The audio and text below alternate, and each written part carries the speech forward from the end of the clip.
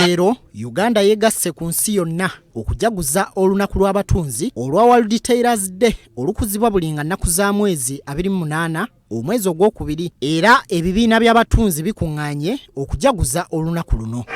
Minisita w'ebyobulimi n'obwegassi mu Bwakabaka bwa Buganda Oweekitiibwa Hamisi Kakomo yabadde omujaguza omukulu era alaze obwetaavu okukwasizaako abatunzi ku nsonga y'omutindo basobole okuganyulwa mu nteekateeka eno.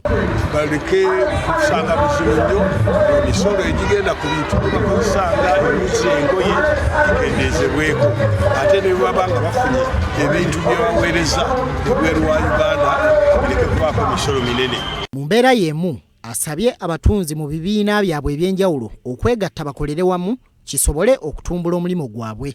Mpaka ku union basobole okukolera awamu nga basobola okufuna ebintu bye bakozesa ku miwendo emisaamusaamu, basobola okwewola ssente ku miwendo emisaamusaamu, ate bwe babeera abangi basobola okukola ebintu bingi ne babiweereza ebweru wa Uganda ne basobola okufuna ku ssente ez'ebweru. Ssentebe w'abatunzi mu ggwanga Ssekimpi Philip Kakembo agamba nti abatunzi beesibye ku mutindo omwaka guno okulaba nga batereeza omulimu gwabwe. Tusaba oba tukubiriza eggwanga ne gavumenti eno eyawakati okuba nti evaayo erabe ng'etuyambako mu kuwandiisa abatunzi okwetooloola eggwanga, kitusobozese okumanya nti omutunzi ono akola ki n'ono akola ki. Abatunzi ab'enjawulo abeetabye ku mukolo guno boogedde ku lunaku lwabwe. Bimu bye tukola mu Twezimbe Foundation, tukola obusawo buno, ne tukola sabbuuni, ne tukola ensawo zino. Tusaba abantu mwenna